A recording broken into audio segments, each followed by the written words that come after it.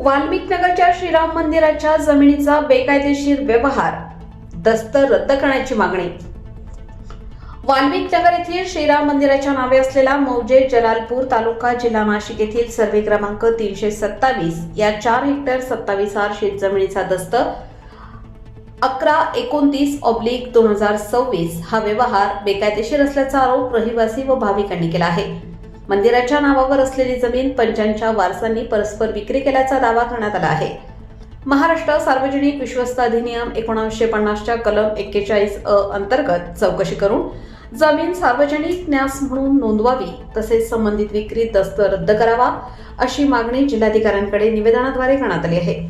संबंधित अधिकाऱ्यांच्या भूमिकेचीही चौकशी करण्याची मागणी याप्रसंगी करण्यात आली आहे। याप्रसंगी सुनील निर्भावणे, दीपक लोंढे, येवले, संजय येवले, अशोक येवले, मुकुंद कांबरी, उत्तम पाटील, सनी निर्भवणे, गोपाल गोसावी, लक्ष्मण पानकर, मंगेश बोर्डे यांच्यासह वाल्मिक नगर रहिवासी मोठ्या संख्येने उपस्थित होते। नमस्कार, मी श्याम लोंढे। माझा जन्म वाल्मिक नगर इथे झालेला आहे, पंचवटी येथे झालेला आहे। आम्ही इथे आलो आहोत ते कुष्ठपीडितांची जी जमीन आहे, जवळजवळ 11.5 एकर जमीन आहे। तर त्या जमिनीसाठी आम्ही सगळे इथे निवेदन देण्यासाठी कलेक्टर ऑफिसमध्ये आलेलो आहोत। आणि गेल्या कितीतरी दिवसापासून आम्हाला ही एक बातमी लागलेली होती की अशी जी जमीन आहे ती आपली काही पंचांची नावे होती आणि त्या पंचांच्या नावावर आता ते 5 पंच होते, त्याच्यातले 4 पंच वारलेत, 1 पंच जिवंत आहे। आणि त्याच्यातल्या उरलेल्या पंचांच्या मुलांनी त्यांची नावं लावून ती जमीन विकण्याचा घाट घातलेला आहे। आणि त्याकरता आम्ही समस्त वाल्मिक नगरातली सगळी जी काही रहिवासी आहोत इथे आलेलो आहोत, तो निषेध नोंदवण्यासाठीच। आणि त्याचबरोबर आम्ही कलेक्टर साहेबांना निवेदन देतोय, ॲडिशनल कलेक्टर साहेबांना निवेदन देतोय आणि पूर्ण महाराष्ट्रभर याचं पत्रव्यवहार आम्ही करणार आहोत आणि याचं उग्र आंदोलन आम्ही करतो आहोत। कारण ही गरिबाच्या कष्टाच्या घामाची जमीन आहे आणि ती जर अशा हाकनाक पद्धतीने कुणीतरी लाटत असेल किंवा लुबाडत असेल तर त्याचा आम्ही जबरदस्त पद्धतीने आमच्या पूर्ण ताकदीनिशी याला विरोध करणार आहोत। आणि प्रत्येकाने ठरवलेलं आहे की ही जमीन श्रीराम मंदिराच्या ट्रस्टच्या नावे आपण घेतलेली जमीन आहे आणि ती तिथल्या गरीब मुलांच्या त्यांच्या भविष्यासाठीची आहे आणि ते आम्ही अशी कुठेही जाऊ देणार नाही, हा निर्धार करून आज आम्ही आलो। आणि याचं आज आम्ही फक्त आंदोलन देत आहोत। उद्यापासून आम्ही याच्यासाठी उग्र आंदोलन करणार आहोत। या सूचना आम्ही देण्यासाठी इथे आलो।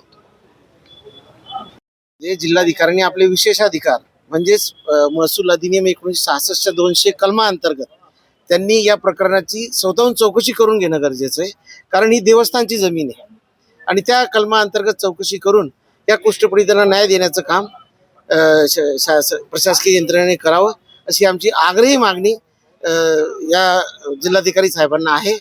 जर यामध्ये कुष्ठपीडितांना न्याय नाही मिळाला तर महाराष्ट्रातील संपूर्ण कुष्ठरोग वसाहती ज्या असतील त्या सर्व ठिकाणी त्या जिल्हाधिकारी कार्यालयाला निवेदन देण्यात येतील आणि या विरोधात संघर्ष उभारला जाईल।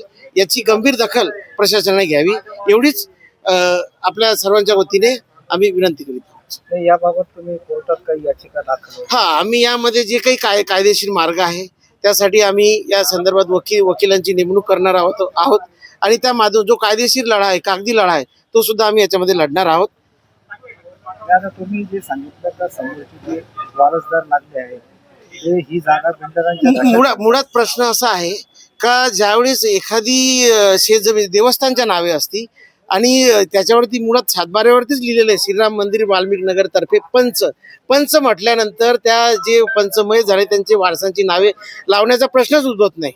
यामध्ये धर्मादाय आयुक्तांची सुद्धा भूमिका महत्त्वाची होती। जे डी फॅक्टो ट्रस्ट असतात म्हणजे ज्या अनोंदणीकृत ज्या संस्था आहेत अशा संस्थांचे काही वादविवाद निर्माण झाले तर धर्मादाय आयुक्तांनी त्या प्रकरणाची सखोल चौकशी करून ती खरंच देवस्थान आहे किंवा कसे सामाजिक याची चौकशी केल्यानंतर ती शेतजमीन आणि ती जी काही मालमत्ता असेल सार्वजनिक मालमत्ता घोषित करून त्या संदर्भात न्यासाची नोंदणी प्रक्रिया सुरू करणं त्यांच्या आधिपत्याखाली करणं गरजेचं होतं। पण तशा प्रकारची कुठली कार्यपद्धती अवलंबताना धर्मादाय आयुक्ताच्या कार्यालयाकडून आम्हाला स्पष्ट होत नाही। त्यामुळे याच्यामध्ये कदाचित काही बड्या यांचा सुद्धा हस्तक्षेप असू शकतो अशी आम्हाला दाट शक्यता आहे। काय नाव नाव सांगता येतील कोण? नाही, आता याच्यामध्ये कोण आहे काय आहे, आता ज्या पद्धतीने हा व्यवहार एवढ्या मोठ्या रकमेचा आहे, कोट्याधीशाची तिची किंमत आहे, तर याच्यामध्ये कोण असेल काय असेल हा आता संशोधनाचा विषय आहे. याच्यामध्ये प्रशासनाने अग्रसर भूमिका घेऊन अग्रमी भूमिका घेऊन याचा तपास करावा व या कुस्ती पीडितांना न्याय द्यावा.